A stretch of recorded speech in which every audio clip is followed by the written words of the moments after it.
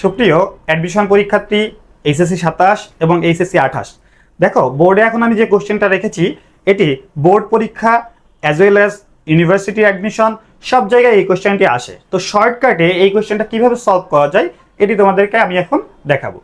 একটু খেয়াল করো, কোনো বস্তুর গতিশক্তি 300% বৃদ্ধি করা হলে উক্ত বস্তুর ভরবেগ শতকরা কত বৃদ্ধি পাবে। তো শর্টকাটটা দেখো, আমরা যে সূত্রটা জানি E K equal to P square by 2m, এই যে সূত্রটা আছে এখান থেকে আমি একটা শর্টকাট বের করতে পারি যে p2 equal to root over of n p1। এই যে সম্পর্কটা দেখলা যে ভরবেগের সম্পর্কটা হচ্ছে অ্যাকচুয়ালি এরকম।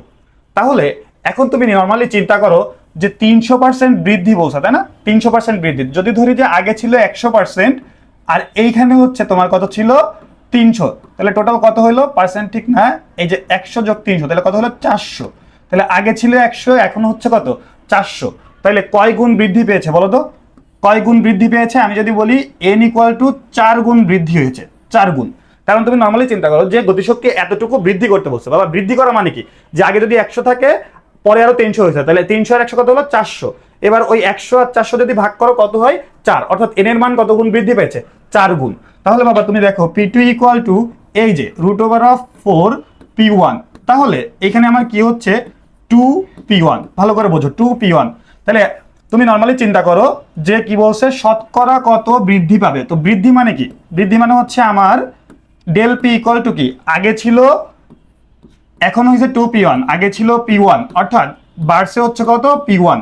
এবার এটারে পার্সেন্টেজ করলে কত হচ্ছে 100, তাই না? তাহলে কত পার্সেন্ট বৃদ্ধি পাবে বাবা, 100% বৃদ্ধি পাবে।